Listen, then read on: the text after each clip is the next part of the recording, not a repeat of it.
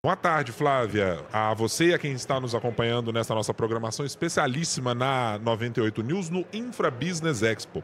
E eu estou aqui com alguém que de infraestrutura entende muito, afinal de contas, depois de ter comandado o estado de Minas Gerais por muito tempo, também participando do Parlamento Brasileiro e agora na função de ministro do Tribunal de Contas da União, ministro Antônio Anastasia. Muito obrigado por estar aqui conosco na 98 News. Ótima tarde, ministro. Muito obrigado. Eu agradeço a oportunidade de revê-los, estar aqui na 98 News e poder acompanhar aqui ao vivo e ser testemunha do êxito dessa belíssima feira que está sendo realizada hoje aqui em Belo Horizonte. Ministro, queria lhe perguntar, claro, e vou usar muito da sua expertise ao longo de ter acompanhado desenvolvimento, infraestrutura e todos os caminhos que Minas Gerais percorreu nos últimos 20 anos nas suas políticas públicas e da relação com o setor privado, para saber que momento é esse que nós estamos vivendo. E eu lhe pergunto porque colhemos opiniões aqui de muita gente que está dizendo que estamos agora com expertise, com uma qualidade técnica de projetos e também com o mesmo vigor de investimentos do setor privado, como estamos vendo por aqui.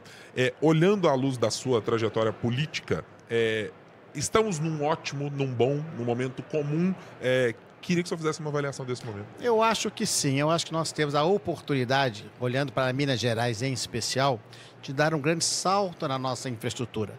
Minas sofreu durante muitas décadas com a ausência de grandes investimentos federais, um estado central no Brasil, mediterrâneo, com a maior rede ferroviária e rodoviária, mas que ficou à margem de investimentos maiores por muitos anos. Devemos ser justos e reconhecer que nos últimos 2, 3 anos houve uma convergência positiva de investimentos no Estado, coordenados pelo poder público, mas feitos pelo setor privado. São concessões. Já foi-se o tempo, que eu vou falar até no painel aqui, de que o poder público fazia por si só os investimentos. Acabou. Os erários, os tesouros não têm mais recursos. O setor privado é fundamental. Por isso é tão importante ter um ambiente de segurança jurídica, um ambiente favorável e simpático ao investimento privado. E essas concessões e parcerias que estão sendo feitas em Minas Gerais nos últimos anos, de fato, bate um recorde e permitirá investimentos aqui muito expressivos, superando grandes gargalos. E eu tenho no Tribunal de Contas da União acompanhado algumas vezes como relator, outras vezes acompanhando como ministro tão somente, a votação da autorização desses projetos que são tão vitais. Então eu estou muito otimista. E Minas tem vamos dizer assim, um patrimônio intelectual vinculado às grandes empresas de engenharia que é extraordinário, que está disponível para fazê-lo. Temos empresas que produzem equipamentos também de primeiro mundo. Temos o capital humano, que eu sempre digo e reafirmo, é o melhor do Brasil. Então, ou seja, como se diz no interior, a faca e o queijo na mão. Então é hora mesmo de aproveitar essa oportunidade e me permita aqui fazer um cumprimento ao ministro Renan Filho, que tem capitaneado os investimentos em Minas Gerais.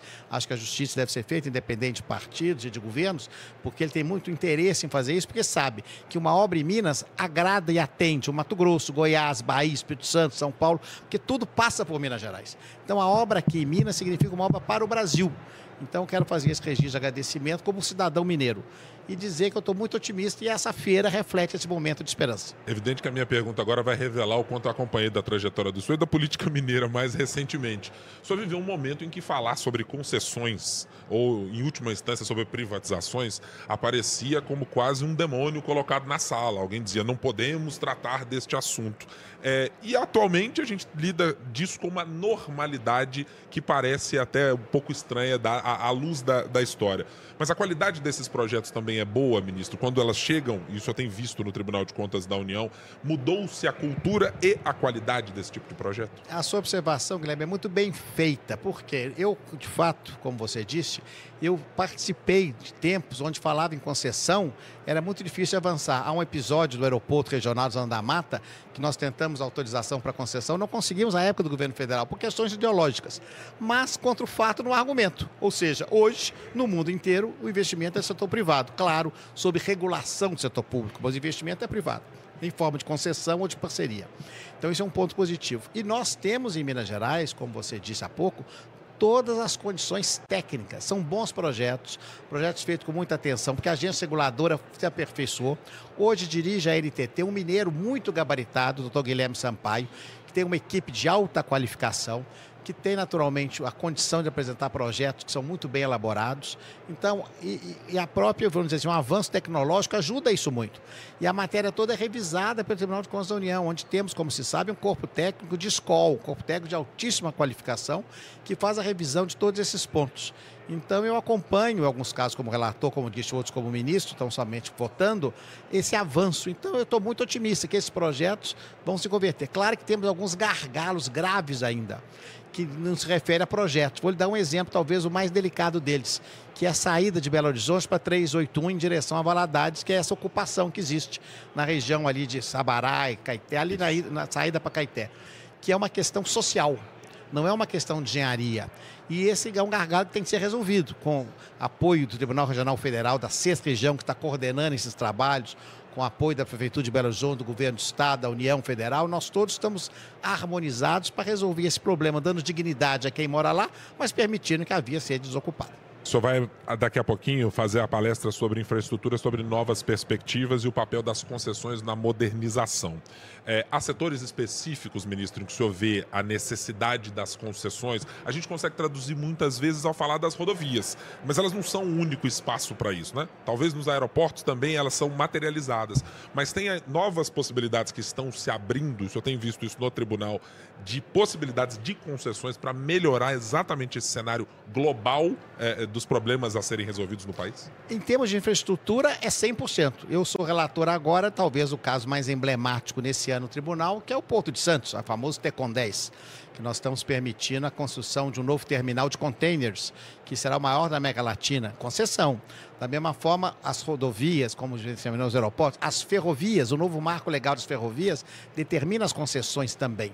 Então, em matéria de infraestrutura, hidrovias da mesma forma, é total. A novidade, já não é na área da infraestrutura física, mas da infraestrutura social, é que as concessões migraram positivamente para o campo das políticas públicas sociais.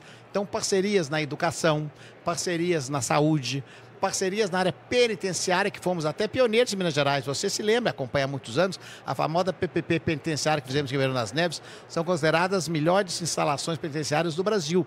Então, quer dizer, é um mundo ainda a ser explorado e nós temos muito a fazer, mas temos de ter ousadia, temos de ter coragem e, sobretudo, segurança jurídica. Repito e insisto, a exaustão. Sem segurança jurídica, sem um ambiente rígido, adequado, favorável, que dê segurança ao grande investimento, nós vamos ter dificuldades. Porque, por exemplo, uma concessão de uma ferrovia pode chegar a 70 anos. Se ele não tiver certeza que isso vai ser respeitado, ele não vai fazer o investimento. Então nós temos que tomar essas cautelas, porque a nossa cultura ainda não é muito consolidada na segurança jurídica. Por isso é um tema que deve ser abordado sempre com muita insistência. Essa, digamos, é a fase 2 do que estamos fazendo, discutindo hoje aqui no Infrabusiness, de pensar primeiro as capacidades produtivas e de colocar os negócios à frente. Mas também há uma necessidade do Brasil fazer uma espécie de grande revisão jurídica para tirar um pouco de... talvez a palavra não seja adequada, mas tirar um pouco de entulho jurídico aí na sua frente? Nós temos de desbastar. E a essa altura eu lhe digo algo que talvez te cause uma certa estranheza e aos nossos ouvintes.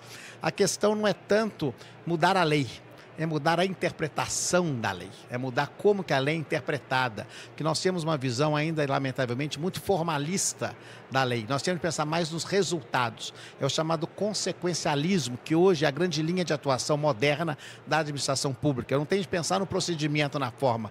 Eu tenho de ver o resultado disso para a população. Então, esse consequencialismo é que tem modificado os entendimentos, felizmente, não só o TCU, mas o Judiciário, o Ministério Público, permitindo soluções a contento para atender às necessidades da população. Ministro, muitíssimo obrigado pela presença aqui conosco. Bom conversar política pública, conversar dos assuntos de Minas Gerais com o senhor. Volte sempre aos microfones da 98 News. Agradeço muito e parabéns.